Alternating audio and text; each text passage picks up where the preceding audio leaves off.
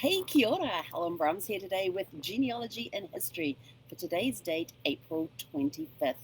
This is it's a big day in my family, and you're about to find out why as we go through the years and we find all this really cool stuff that happened on time on this day in what happened on this day in April 25th. I'm just trying to see something really here.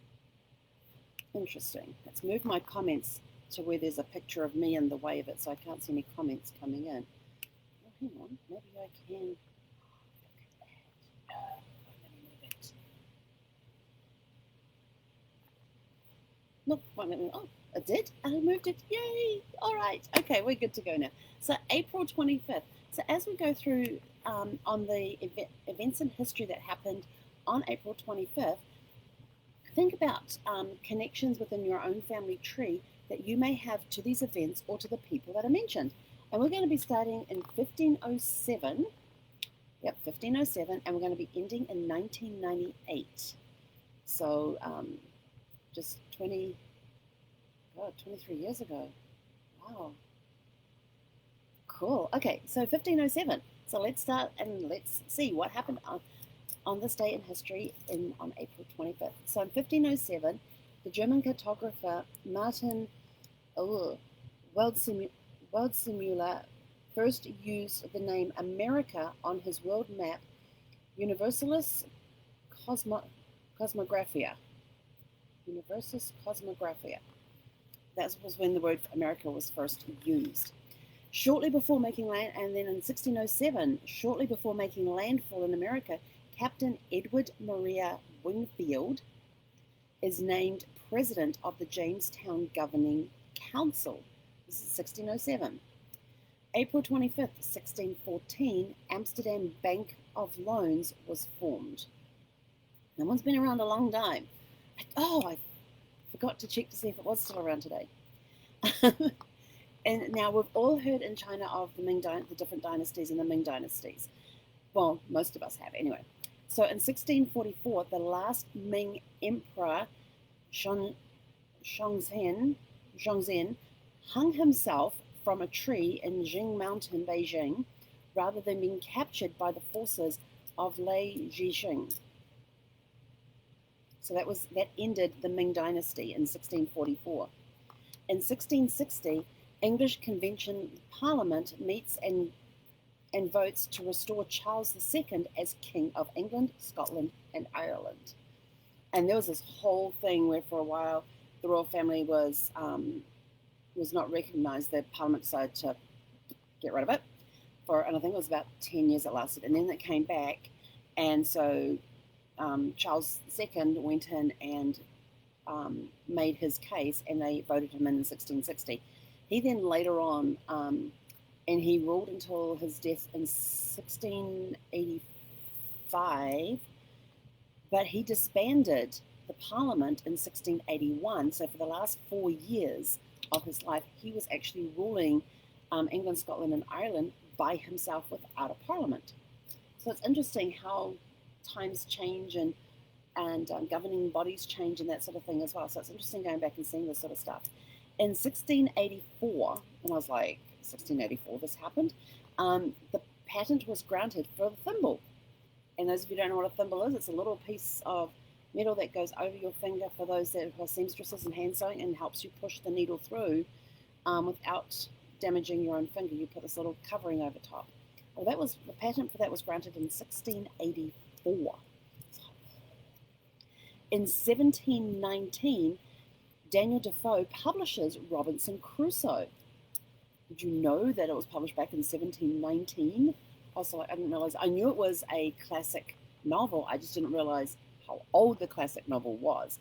But it is regarded as the first English novel. So Robinson Crusoe by Daniel Defoe was published in 1719, regarded as the first English novel. It's a great book too if you haven't read it. I love reading the classics, because it seems when you're reading the classics at times just seem so simple then, yet they still have their own problems based around what's going on in that time in history with them. And April 25th, 1742. I thought it was very brazen of this woman. Elizabeth of Russia crowns herself the empress in the Dormashon Cathedral in Moscow. And I was sort of like, go girl. But she had actually had a coup against her nephew or her cousin the year beforehand. And so in 1741, she actually won a coup against, it was either her nephew or her cousin. I can't remember how the relation worked. But you got to watch some of these families. There's a lot of in-house stuff that goes on. And then fast forward 50 years to 1792, when the guillotine was first used in France, and they executed highwayman Nicholas Pelletier. So you got to watch what you do. In 1829, Charles Fremantle arrives in HMS Challenger off the coast of modern-day Western Australia prior to declaring the Swan River colony for the United Kingdom. I thought that was pretty cool. And I was going, Fremantle? As soon as I read the Charles Fremantle, but I thought, Fremantle. Oh, that's Perth. And yeah, they have an area called Fremantle. They're in Perth, Australia, on Western Australia. In 1846, the Thornton Affair, open conflict begins over the disputed borders of Texas, triggering the Mexican-American War. So I'm like, okay.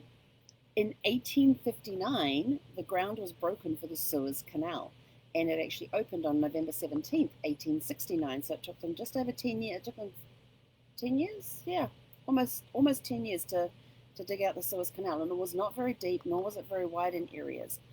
And wasn't it the Suez Canal that recently got blocked by some cargo ship that got turned sideways? I think that's what happened. In 1867, Tokyo opens for foreign trade. So, 1886, Sigmund Freud opens his practice in Vienna, Austria. 1886. 25th of April, 1901, New York becomes the first state, this is 1901, becomes the first state requiring automobile license plates, and the fee was $1. And so I thought, well, what would it be equivalent today? So I went and checked it up, and it'd be equivalent to about $31.16 to get an automobile license plate for your car in New York State. 1915 1915 is the day that commemorates the first landing of the Anzacs, which is Australian New Zealand Army Corps, at Gallipoli. And this is a battle. It was New Zealand Australia's bloodiest battle ever. And the attitudes that these guys had, their attitudes, the way they approached everything, even though they didn't win, it changed the dynamics of both countries from this war. And April 25th has since become known as Anzac Day in New Zealand, and that's our Memorial Day. So there's a very personal connection to that because of being part of the New Zealand military. Even though it was the Army and I was Air Force, that's okay. It's still the military. And I had when I was in New Zealand for Christmas in 2018, they actually had there at the museum, at the Te Papa Museum, which is our national museum in New Zealand. They actually had this Gallipoli display that was done by Weta Studios, which is owned by Peter Jackson, and all the Lord of the Rings, the Hobbit, all of that sort of stuff. It was incredible. It was one of the most moving, unbelievable displays that I have ever seen. It took you walked through this path and wound your way through this exhibition area. And the only way you could go back was to follow this path. There was a single path that came through this thing. And they would have displays on. They had like this they had this scale model of the camp base where they were. And it was all on the side of a hill, and it showed you where the latrine was, it showed you where the hospital was, it showed you where their barracks were and all that, where the front line was, everything. It showed you all of this. And it had it looking like it was in the conditions it was then. So you got to see through this exhibition the conditions that they were living in, and they were disease-ridden conditions. It was just horrible, the conditions they were fighting in, and the fact that they came home, that some guys came home from that and helped develop the and just sorry, I'm trying to thought just kind of completely went, but you would follow this through, and then you'd come into this room, and well, actually, the first thing you saw was this guy laying on his side, his mouth open, his hand out holding a pistol, and he was an officer. He had his ranks on here. This guy was massive. They were like I think it was like 3 or 4 times the life-sized statues. They were massive. Um, and the detail on these statues. But then as you walked into the room, you would hear this voice, and it would be telling this person that you're looking at, or people, if it was more than one person on display there, um, it would be telling their story, their part of the story of Gallipoli, and they had the words scrolling around a screen at the top of the room, because you were in this black room. The lighting was done so you could see the figure that was sitting there. So it basically spotlighted the figure, and then you would hear their story being played, or you could read it. And then you go out of that room and around the corner, and there would be a big placard with that whole story written on there and some more detail about this person. And their story would be about one incident that happened to them while they were in Gallipoli. And when you saw the big plaque around the corner and learned more about them, you got to see their whole story. It was very, very well done. It was a very moving and emotional one. But the detail is what got me. There was one there with a guy who was having his last meal. He had actually been convicted of treason, and they were going to be executing him. And he's sitting there eating his last meal, and he's got his hand coming up with the spoon, and there's this flies on the hand. You can even see, if you look closely at your skin now, you can see the hairs on your arms. That was the detail these things got down to. You could see the scars on his hands, the open wounds that he had there, the scratch marks that were on there. The detail on these statues was incredible. You literally were waiting for the person to move. That's how lifelike these statues were. But they were like 3 times the size of a human being. They were incredible, and the detail amazing. The stories you got to hear were, some of them were heart-wrenching. And I walked around the corner of this one display and came across Sir Peter Buck. And I said to my dad, I said, I know where he's buried. He goes, how do you know where he's buried? I says, well, we lived in Waitara for 8 years, and that was where I spent all my high school years. I said, you lived there for 8 years. And you remember that big statue that was on the marae? He goes, yeah. I said, that's where he's buried. I said, because he came from that area, and that's where he's buried. And my dad was like, really? I said, yeah. I said, he's one of the local heroes. And he said, like, oh, okay. And Sir Peter Buck was from one of the Maori battalions that were over there in Gallipoli. And so just hearing these stories, and actually, I grew up in my teenage years hearing about Sir Peter Buck, and I'd visited the marae there many, many times, and I'd always seen this tall column with his figure standing on top of the column, knowing that he was buried underneath this column. So there was that connection to it. But going through, and the one that, I was getting emotional just walking through, seeing the conditions these guys had to live in, hearing their stories, reading their stories. And they say it takes you about 25 minutes to go through this thing. Yeah, but if you don't, that would be, if you just stopped from it occasionally. We were literally reading every single word through the whole thing. We were in there for like 2.5 hours. But the story that got me the most was we walked on a crate. And as you walk around, you can see the tears running down her face. And she's holding these letters. And her story is that she was on one of the hospital ships that had been sent from New Zealand to into the area to help with their wounded and care for them and that. And every time she'd been sending letters to her brother who was fighting at Gallipoli. And she got over there, and every time different patients would come on board the ship, she'd ask about her brother, and nobody knew who he was.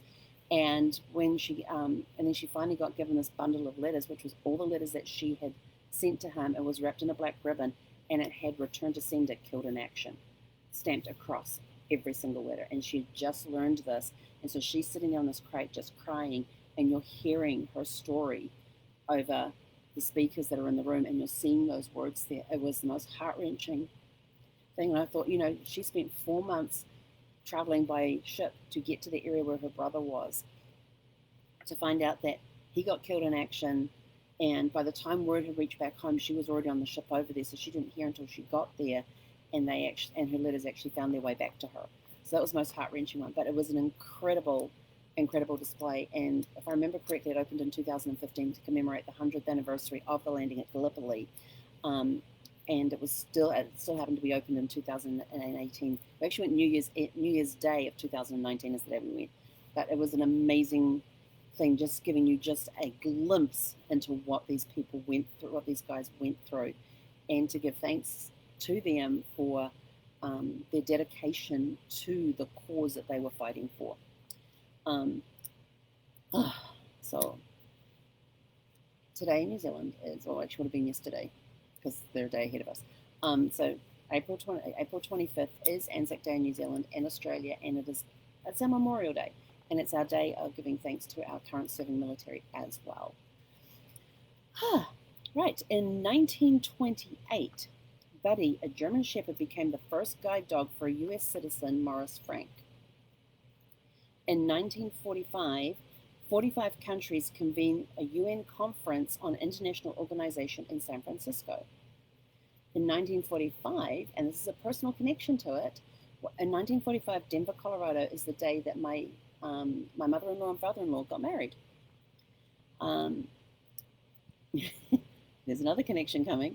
In 1953, Francis Crick and James Watson discovery of the double helix structure of the DNA is published in Nature magazine. And you think about how far we've come with DNA since then. In 1954, Bell Labs announced the first solar battery made from silicon. It has about 6% efficiency. To me, that didn't sound like a lot. I don't know a lot about solar power, so I'm not sure if that's good or not. But hey, it's a start. In 1959, St. Lawrence Seaway linking Atlantic and the Great Lakes opens to shipping.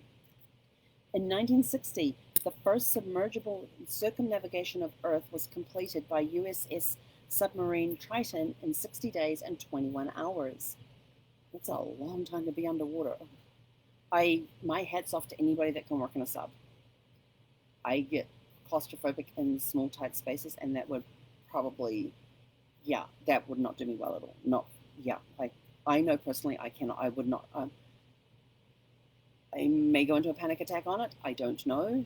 But to me, being cramped in that small space with that many people under that much amount of water, that just scares the crap out of me. And my hat's off to anybody who can actually do that. And to our servicemen and women who are on submarines, thank you for being there and doing what you need to do, because I myself cannot do that.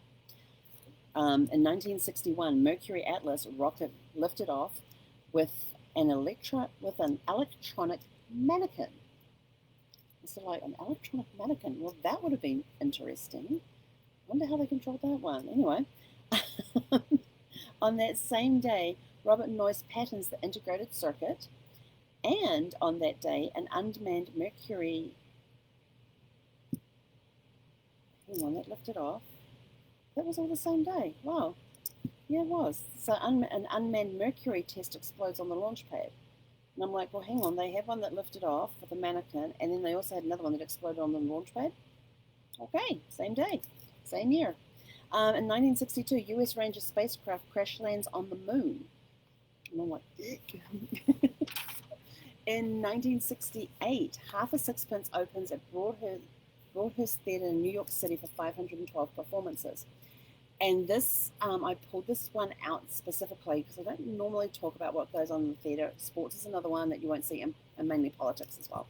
But to Half a Sixpence, this I actually saw on stage in the Palmerston North Opera House. It was put on by the Palmerston North Operatic Society with my favorite stage performer by the name of Rob Guest.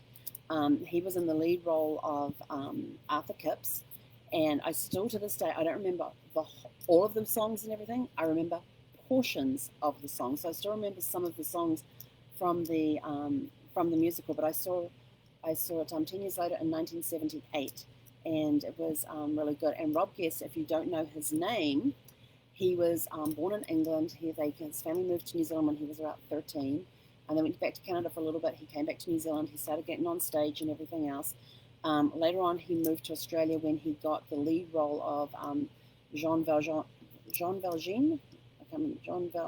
the main guy. And he played that role for 4.5 years in Les Mis. Then he went on to become Phantom in Phantom of the Opera, and I actually saw him in Sydney as Phantom, and I tell you, I still remember that performance to this day. He has he played that role for over 7 years, and it was in 2,289 performances of the Phantom, the longest running, most performances ever of one person playing the Phantom. He, he just broke that record, smashed it. Unfortunately, he passed away in 2008 or 2009. Either 2008 or 2009, he passed away from a massive stroke, which is unfortunate because he was such an incredible performer to watch. And I will never forget seeing him as Joseph and Joseph in the Amazing Technicolor Dreamcoat, as Arthur Kipps in Half a Sixpence, as Phantom and Phantom of the Opera. Those are the only 3 performances I've seen him live, and I've seen him on many different TV performances and shows and song contests and that. And I had his very first album dedication. I knew every song on both sides of that bit of vinyl. I had dances for every single one of them. Unfortunately, they never did a digital release of his first album. They did it of his 2 ones later on, Standing Ovation and Unmasked. And then after his passing, they did a memorial album, which was a combination of Unmasked and Standing Ovation. Standing Ovation came out first. But they've never digitally released his album dedication, and I really wish they would because I loved that album so much. Somewhere in my storage stuff, I have a cassette recording of that album, and the cassette is so deteriorated. You could still hear it, but the sound quality is crap. All right, so we're down to the last 3 that we have here. In 1983, NASA's space probe Pioneer 10 traveled beyond Pluto's orbit. I totally forgot to go and check to see when it first launched. I've got to go check that one out. And if you remember yesterday, we talked about the space shuttle that lifted off with the Hubble telescope inside. And they didn't mention the name yesterday, but it was the Space Shuttle Discovery on this day, on April 25th, 1990. The Space Shuttle Discovery placed the Hubble Space Telescope into orbit. So that's been going around. It's been flying around up there for 30 years now, 31 years. That's pretty cool. And then the last entry, so on this day in 1998, and I don't know the official name of the park, I just call it Torpedo Park because it's right next to the Torpedo Factory in Old Town Alexandria in Virginia. That is where, on that day, that Brad proposed to me. So I call this Yes Day. It is Yes Day, and every April 25th since that day, I would call his work office, and when the voicemail picked up, because I knew he wasn't at work at the time, so I'll do this first thing in the morning, his voicemail would pick up, and I would just say yes and hang up. Or and then once he stopped working and everything else, I would just send him a text message that said yes and nothing else. That's all he would get from me. Or I would walk past him and go yes. So always on that day, I would remind him of the date that he proposed. And later on, we found out that it was his parents' wedding anniversary that day from 1945. And so we also had that connection as well to that. So that's April 25th for your day in history. Do you have any connections through your family tree to these events or the people in these events?